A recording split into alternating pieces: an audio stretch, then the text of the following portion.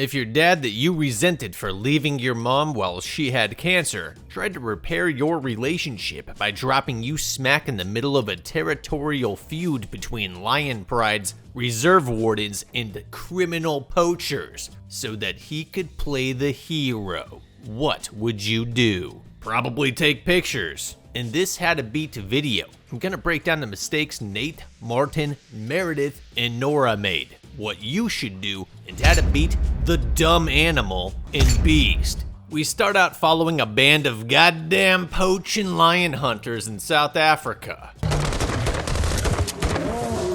That was easy. All right, back to the pub.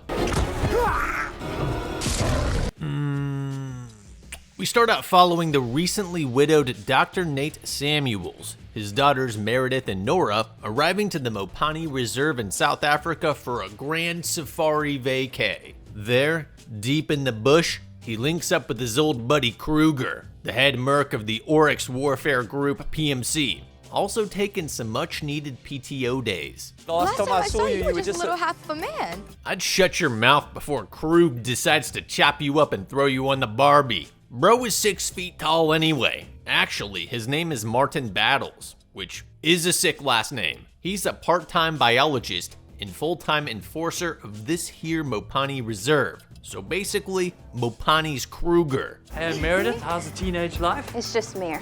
I can tell your daddy works long hours at the office. Martin drives them down to his villa estate. This is the old stomping grounds where he originally met Nate's wife a while back, then had later introduced her to Nate. Battles' house is actually pretty awesome. It's got that old school lived-in look, complete with zero Wi-Fi or cell signal, and an ancient armory full of old gats, concertina wire, and machetes, which don't get used in the movie. Goddamn!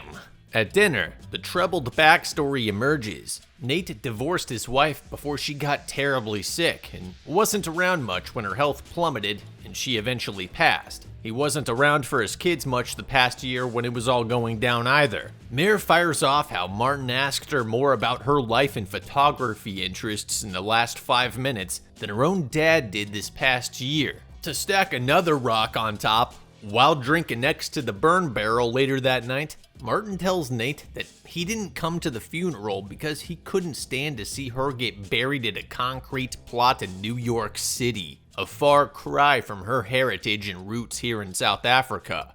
Now my wife's gone, Ma's gone, Nora is hanging on by a thread. Oof. I'd say the only route for redemption is courageously, selflessly leading your family through a great horror that only you can.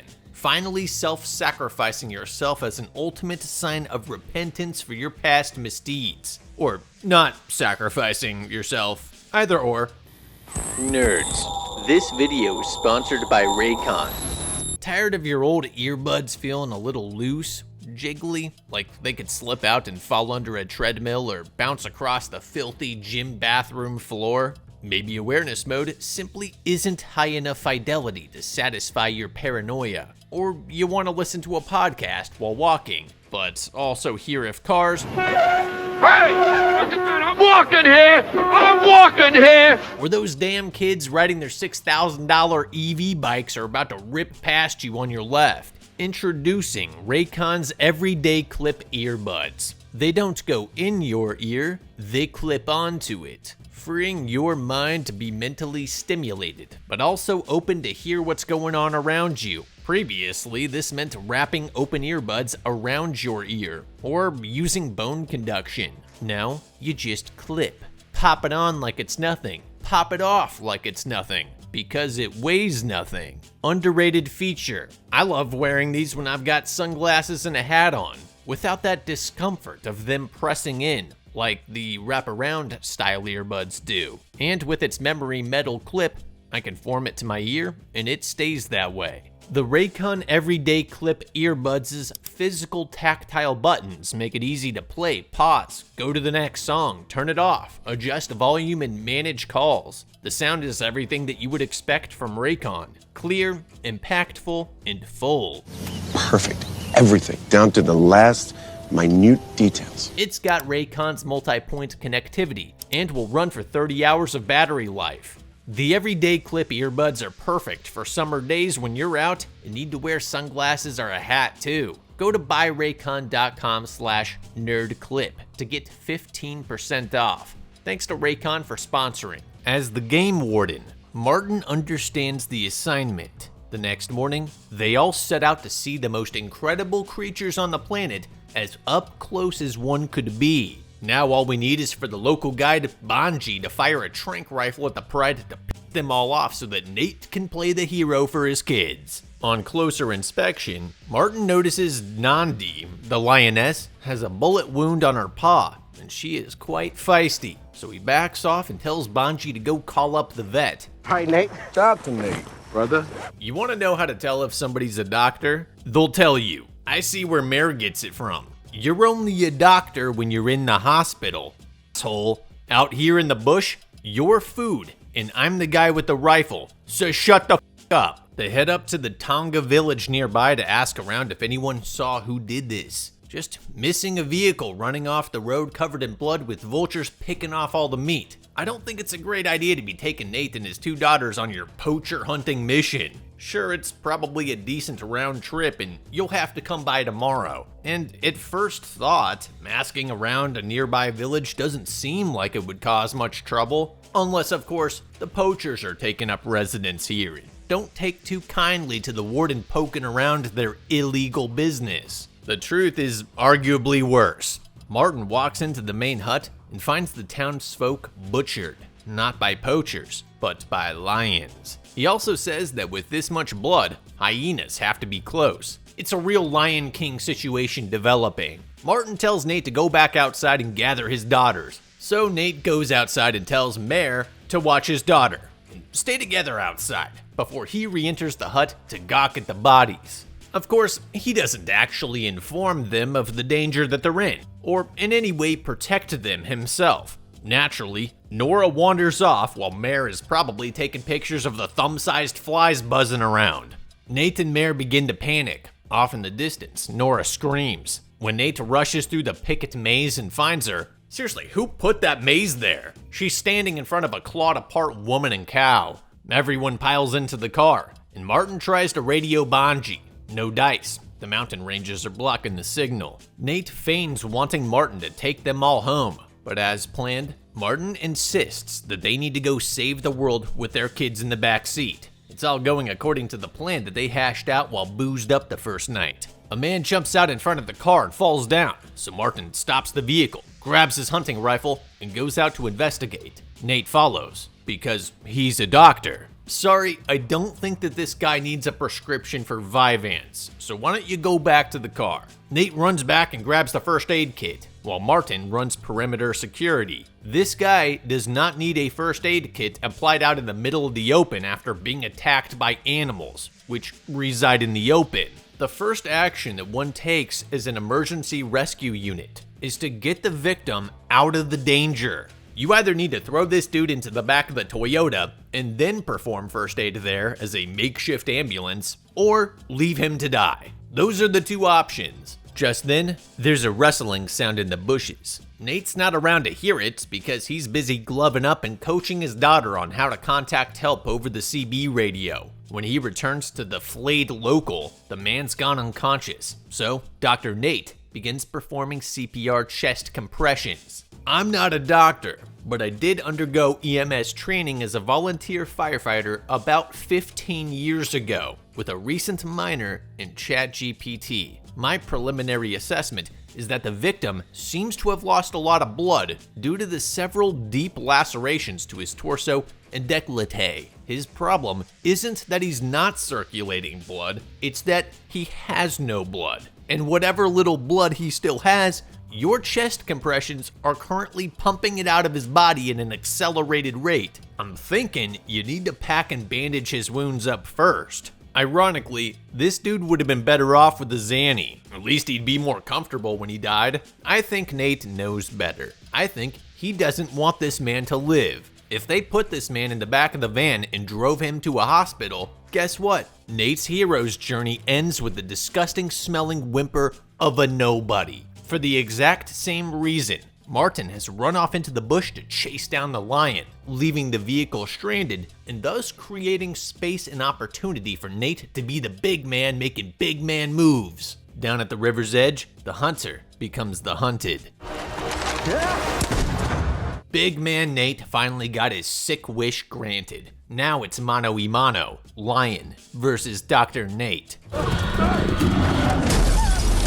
Nate and his daughters cower in the Toyota as the lion stomps on top of the roof. Why the f are you in recliner mode gazing up at the moonroof? The first thing I'd be thinking when a lion is assaulting my vehicle is, are the windows closed? And can we get these wheels moving? These thoughts do not occur to them until after Mufasa throws an ankle lock on Nate, forcing Meredith to hop in the driver's seat and launch the Toyota.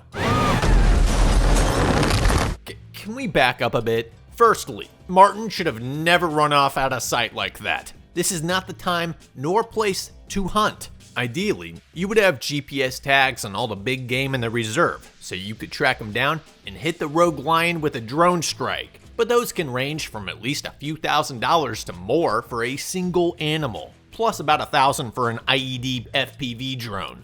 South Africa doesn't appear to be swimming in cash, so those options are out. Still, wandering off into the brush with your rifle ain't it. That's the lion's territory. That's the lion's game. You have secured the victim. You effectively have a mobile bunker. You have a rifle, and lions are stupid. Here's what you do. Everybody gets in the truck. That's it. That's it. Nora and Meredith should be hogtied in the trunk and securely tethered to the seat bolts so they don't wander off to take pictures or help, which means making themselves secondary victims and overall complicating any survival strategy that we employ.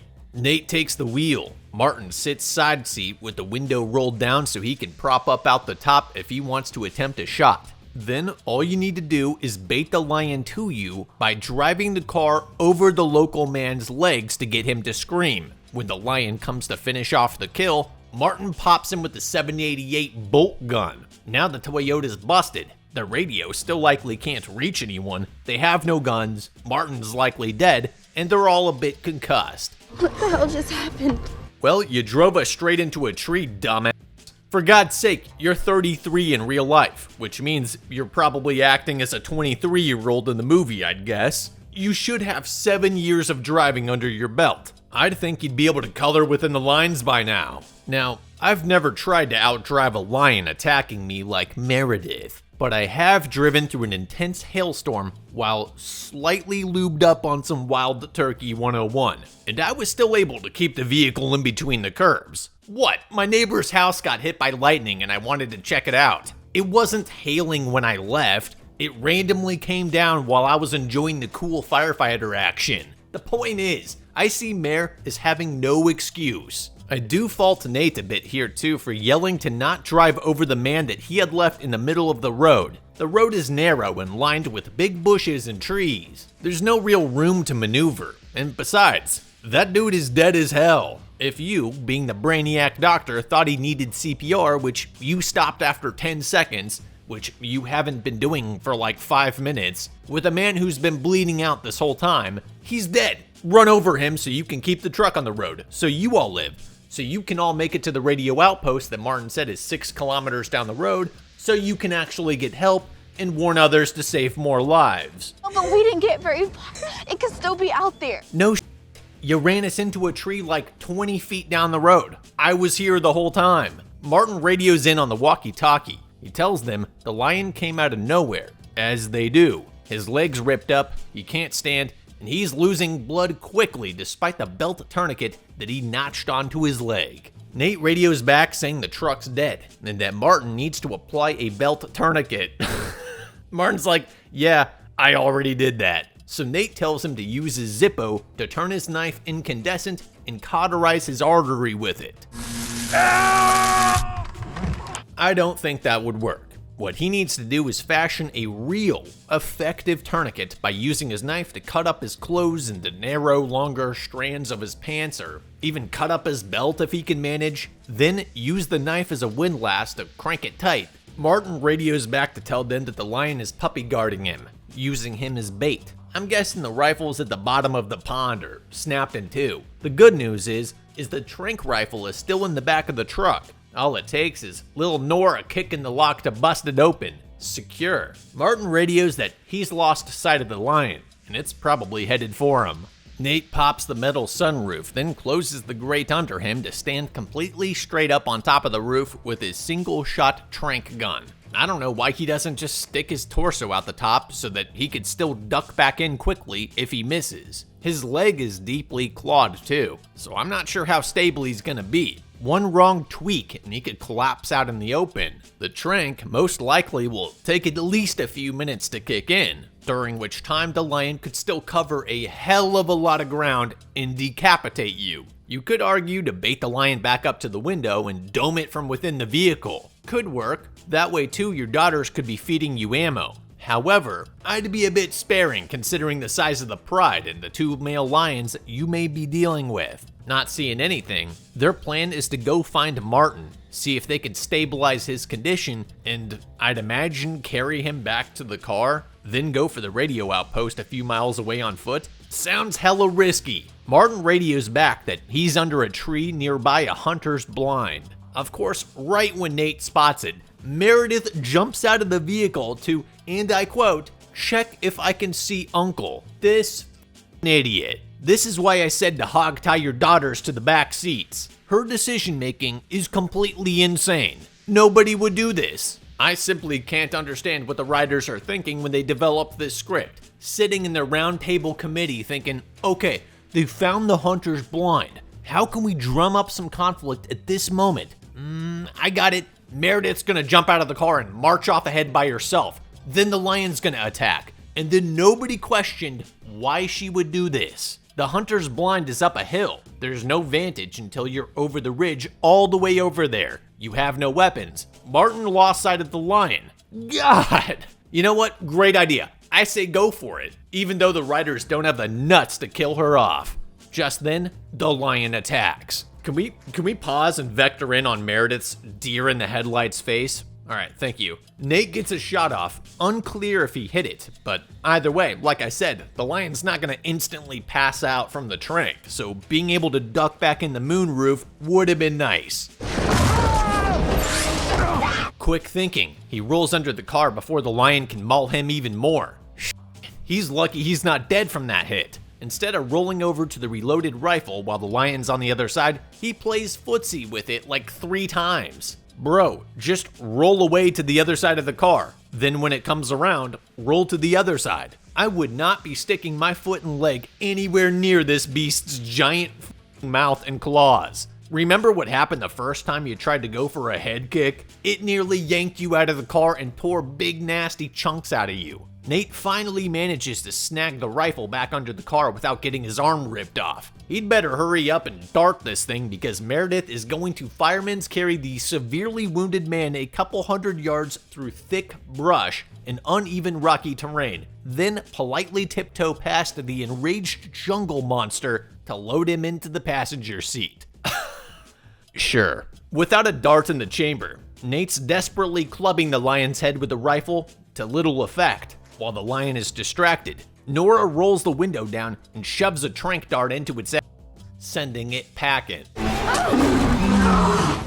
Okay, cool. Now load another dart into the rifle so we don't have to use our hands next time. Or not. Nate's just gonna use the rifle as a big stick instead. Alright, Meredith was able to crutch him while he limps out of there, but how the hell would she have known his other leg wasn't messed up too? Or that he would have enough blood left to even stand or walk? The guy said he was seeing stars and was rapidly fading to black. From his wounds, blood loss, and conveyed symptoms, there was very little chance that he would be in walking condition at all. Not to mention, her entire plan required the lion to be subdued in the first place, at which point, all 3 of them could help carry him out of there together. Like, Meredith's plan saved Martin, what, a few minutes with the incredible risk of getting herself killed, and him killed, and equally high risk of her not being able to do shit had Martin gone unconscious. Wait, why the f is she walking on his good side? Shouldn't she be under his arm on his injured side to help keep the weight off of it? For God's sake, now the man's using a little 2-foot-tall twig as a crutch. They lay him out on the back of the truck so Nate can perform an emergency suture on his leg's artery. He's bleeding out a lot. I know. Wow, you're so helpful. You know, he wouldn't be bleeding out this bad had you not made him walk 200 yards on his injured leg. Actually, can you get out of the car so I can focus?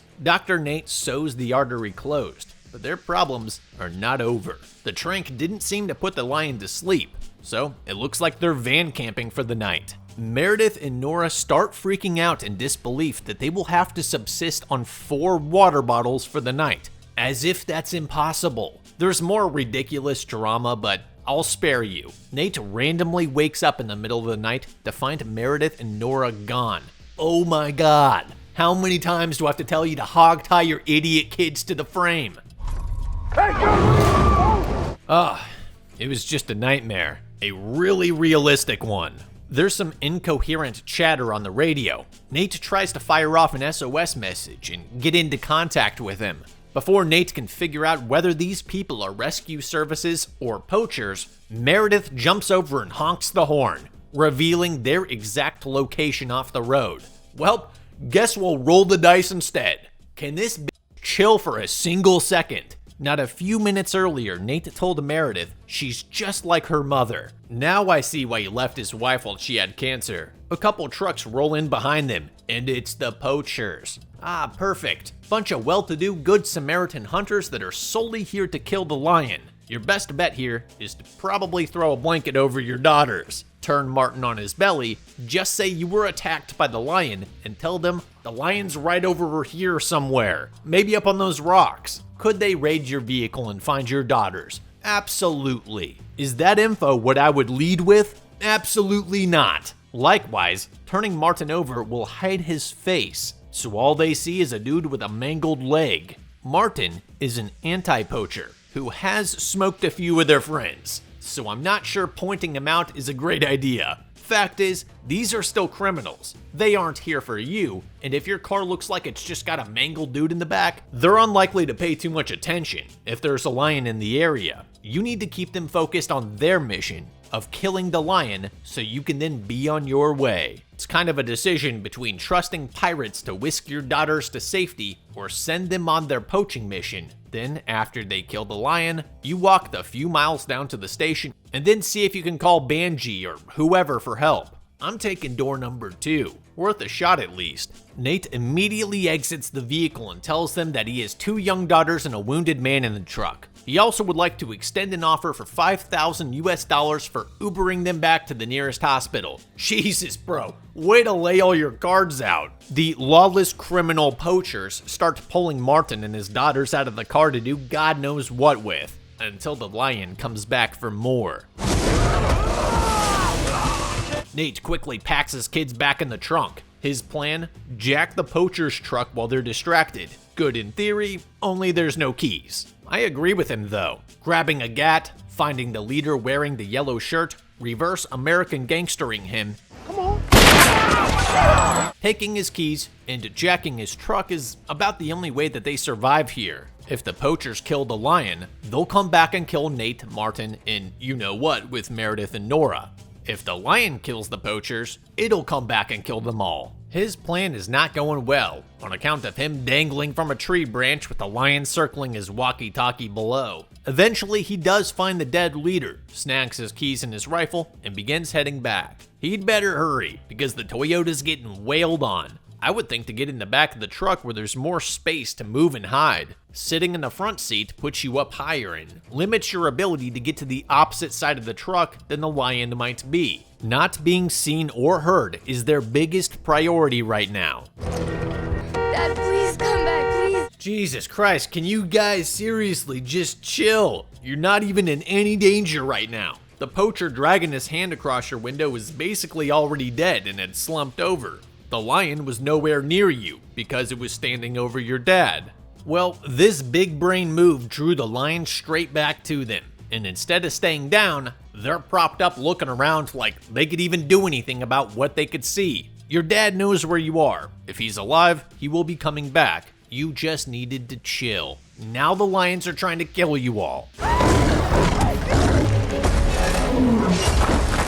The other benefit to everybody getting in the back is it would have put weight on the rear end of the vehicle, which is already tipping over a ridge, possibly preventing that little tumble. When the lion crawls into the cabin to finish Martin off, he rips his Zippo, igniting the fuel spurting out all over the place. Getting mauled to death or light yourself on fire. Man, those are some bad options. And to think all of this could have been avoided had you not run off earlier. Nate finally makes it back, puts some pressure on Mare's abdominal wounds, hops in the Rover, and hauls us back home, or to the hospital. Meredith is not looking so good, so he stops the truck just past the other lions, then carries Mare up to the abandoned school where he can work on closing up those claw wounds. Luckily, Nate finds some alcohol to disinfect and gauze to pack and seal the wound. I would think that you would need to take her shirt off so you could really see the extent of her injuries, as well as keep her old filthy clothes off the wound. No shot her overalls tightened up a bit is applying any real pressure. But what I really don't get is why he couldn't keep them in the car, then run up and try to grab these supplies and come back and do what he needed to do with Mare in the back of the truck. I mean, he performed arterial surgery on Martin in the back of the Toyota, which was far more difficult. This way, you have to carry and jostle Mare around both to and from the structure. You also have no idea who might be there, if you will be forced to retreat and bug out, or if it's even securable from lions. They'll be fine in the car while you spend 5 minutes looking around. If a lion approaches, you could bait it away from the car and pop it with a rifle. Besides, I thought the station was like 3 to 4 miles down the road from wherever the Rover was parked. Why waste time running this DIY first aid loot mission at a location which was unlikely to have anything that you needed to help Mare in the first place, and only really served to add risk and time in the danger zone?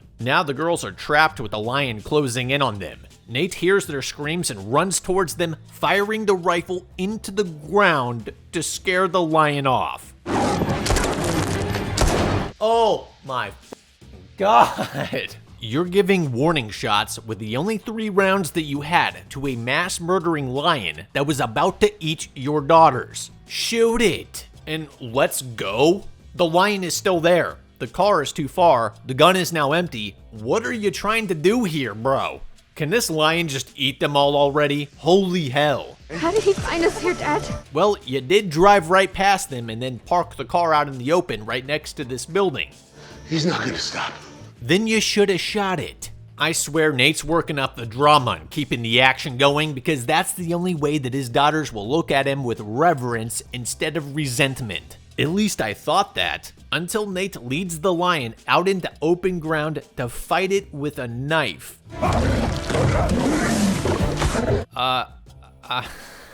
Guys, I don't know what to say. I don't know what to say. What? So your plan was to not shoot it, so you could instead fight it one-on-one in open ground with a knife? This is only the plan of a man who does not want to live. Except he was getting showered in I love yous by his daughters a minute ago. He clearly wanted to stick around to hear more, Dad, I love you. This is the most needless, senseless hero wannabe insanity. You are absolutely going to die if there was even the most remote shred of realism, in which case your daughters will be trapped all the same as had you stayed with them. They are no better with you running off. Did you learn nothing from Martin's demise? And that dude knew lions and had a rifle. You effectively have a pocket knife. Lions are so big, so strong, so fast, you stand no chance. No chance. None. All this rolling around, punching, kicking, and fighting the lion is insane horse. This is what lion cubs play fighting looks like. If that lion was trying to kill you, you would be dead as Lisa and Thrash in about a second. I, for one, am just glad he didn't throw Vanessa Carlton on first. I'm so done, dude. This movie is frying my brain cells. Get the f*** out. It's like the lions knew Nate was protecting his daughters, his own pride. They knew this evil Scar Lion killed their friend Martin, and they respected Nate's courage to fight him against literally all odds. On his last dying breaths, he hears Bonji arrive. Bonji, where the hell have you been this whole time?